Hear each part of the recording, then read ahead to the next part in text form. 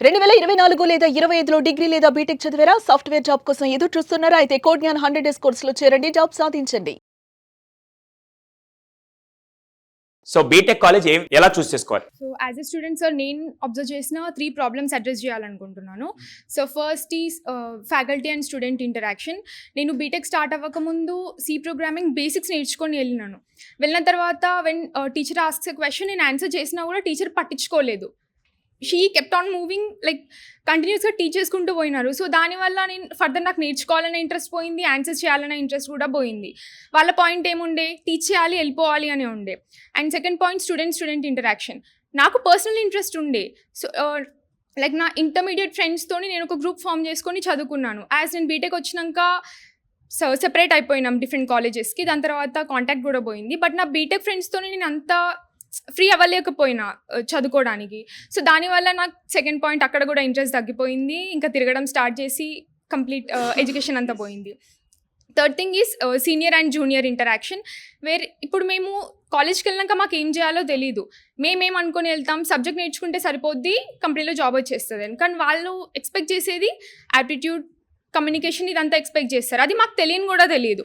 Senior junior interaction లేక మాకు third year వచ్చేదాకా అర్థం కూడా కాలేదు. అండ్ కాలేజ్ నుంచి ప్లేస్మెంట్స్ సపోర్ట్ ఏం లేకుండే, వాళ్ళ ప్లేస్మెంట్స్ రిలేటెడ్గా ఏం కండక్ట్ కూడా చేయలేదు.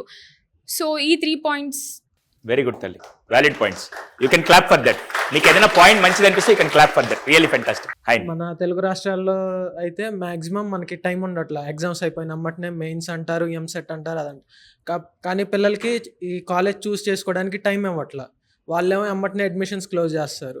ముందు వీళ్ళకి ఆలోచించుకోవడానికి టైం ఇస్తే తర్వాత వాళ్ళు ఆలోచించుకొని దీంట్లోకి వెళ్ళాలా లేదంటే వేరే కాలేజ్ చూస్ చేసుకోవాలా, ఏది ఫస్ట్ ప్రియారిటీకి పెట్టుకోవాలని వాళ్ళు ఆలోచించుకుంటారు. ఆ ఫ్రీడమ్ పోతుంది పిల్లలకి. కాబట్టి ఫస్ట్ పిల్లలకి టైం ఇస్తే వాళ్ళు ఫ్రీడమ్ వచ్చిద్ది, ఆలోచించుకుంటారు. తర్వాత ఇంకా ఏ కాలేజ్ దీంట్లో ఇది ఉంది లేదంటే వాళ్ళ టాలెంట్ని బట్టి కానీ స్కిల్స్ని బట్టి కానీ తీసుకుంటారు. కాబట్టి ముందు పిల్లలకి టైం ఇవ్వాలి. Yeah, yes. అంటే నేను అబ్జర్వ్ చేసింది ఏంటంటే 10th నుంచి 12th వరకు టీచర్స్ అందరూ బాగానే సపోర్ట్ చేస్తారు. అందరూ అంటే మీరు ఫ్యూచర్లో ఏం చేస్తారో ఆలోచించండి అని అన్నారు. కానీ ఒక పర్టికులర్ డైరెక్షన్ లేదు. అందరు ఇంజనీరింగ్ అంటే అనేసిండ్రు, కానీ ఏం సెలెక్ట్ చేసుకోవాలో తెలియదు, కాలేజ్ ఏం తీసుకోవాలో తెలియదు. బీటెక్ వచ్చేసరికి ఇప్పుడు కాలేజ్ అన్నీ ఎట్లా అయిపోయినాయి అంటే ఫస్ట్ సెమిస్టర్ ఒక సబ్జెక్ట్కి 5 యూనిట్స్ ఉన్నాయి. 5 యూనిట్స్లో టాపిక్స్ ఏమున్నాయో అవే చెప్పేస్తారు, అవే క్వశ్చన్స్ వాళ్ళే ఇచ్చేస్తారు. అంటే డీప్గా ఏం నాలెడ్జ్ లేదు మనకు దాంట్లో.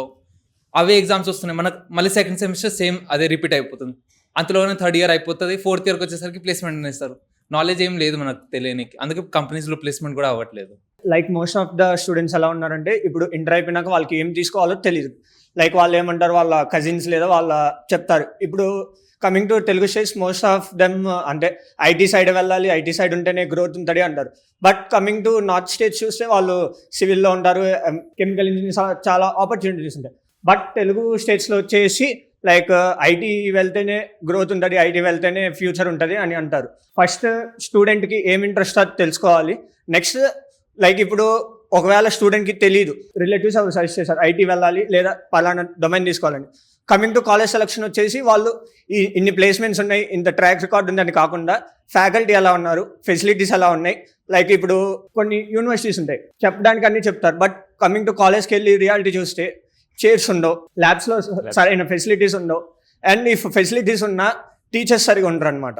దే ఆర్ లైక్ ఇప్పుడు సపోజ్ ఒక పీపీటీ తీసుకొని ఆన్లైన్లో తీసుకొని they will be go on reading on it.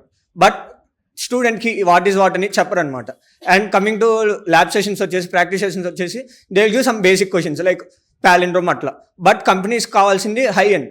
They need more, they say basic, but companies expect more than that. So స్టూడెంట్స్కి ఓన్లీ ఇప్పుడు సపోజ్ సిఎస్సి అయితే ఓన్లీ సిఎస్సి కాకుండా they need like mixing of group, CSC, EC mixing, robotics, అలా 2-3 branches కలిపి projects design చేయడం అట్లా చేస్తే బాగుంటుందని నా ఒపీనియన్.